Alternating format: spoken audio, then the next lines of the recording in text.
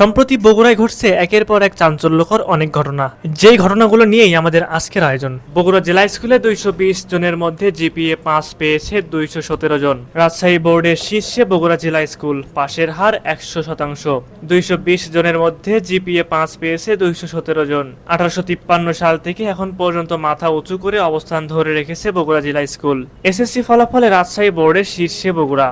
বিগত কয়েক বছরে ধারাবাহিকতা বজায় রেখে এবছরও রাজশাহী শিক্ষা বোর্ডের 8টি জেলার মধ্যে মেধা ও পাশের হার শীর্ষস্থানে অর্জন করেছে বগুড়া জেলা।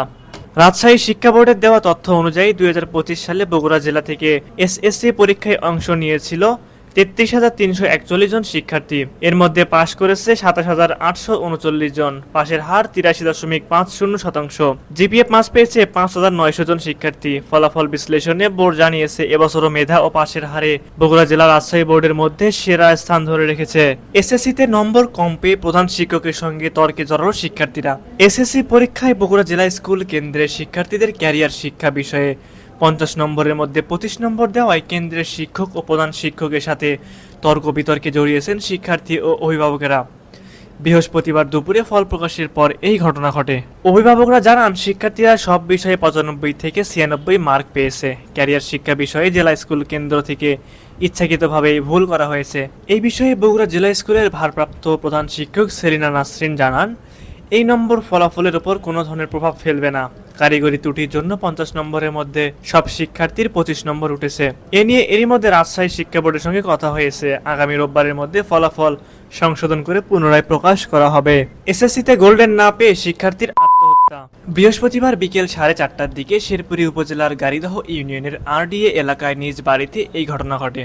সুমাইয়া ওই এলাকার আব্দুল বাড়ির মেয়ে এবং আরডিএ একাডেমি স্কুল অ্যান্ড কলেজের শিক্ষার্থী। গবেষণার নামে টাকা আত্মসাৎ। বগুড়া সেউজগাড়ি কন্দাল ফসল গবেষণা উপকেন্দ্রের গবেষণা খাতের অর্থ লুটেপুটে খাওয়ায় অভিযোগ উঠেছে ভারপ্রাপ্ত কর্মকর্তা ডক্টর তৌহিদুর রহমানের বিরুদ্ধে। ভুয়া বিল ভাউচার করে টাকা আত্মসাৎ করতে অধস্তনদের নিয়ে একটি চক্র গড়ে তুলেছেন তিনি। তাদের মধ্যে রয়েছেন এস.এ. তরিকুল হাসান, নিরাপত্তা প্রহরী হামিদুল হাসান ও স্টোর কিপার আফরিন জাহান। এই চক্রের সঙ্গে যোগ সাজস করে বছরে প্রায় 30 লক্ষ টাকা আত্মসাৎ করেছে বলে অভিযোগ রয়েছে। ধুনটে সেনাবাহিনীর চাকুরির নামে অর্থ হাতিয়ে প্রতারণা। গ্রেপ্তার এক। বগুড়ার ধুনট উপজেলার এক নারীকে সেনাবাহিনীতে চাকুরির প্রলোভন দেখিয়ে অর্থ হাতিয়ে প্রতারণার মামলায় মুনমুন আক্তার নামে এক প্রতারক চক্রের নারী সদস্যকে গ্রেফতার করেছে পুলিশ। শুক্রবার বিশেষ অভিযান চালিয়ে তাকে গ্রেফতার করা হয়। গ্রেফতারকৃত মুনমুন আক্তার নীলফামারী জেলার কিশোরগঞ্জ থানাধীন বানিয়াপাড়া গ্রামের মোখলেছার রহমানের মেয়ে। ধুনটে 2 পুলিশকে পিটিয়ে আসামি ছিনতাই। গ্রেফতার 1।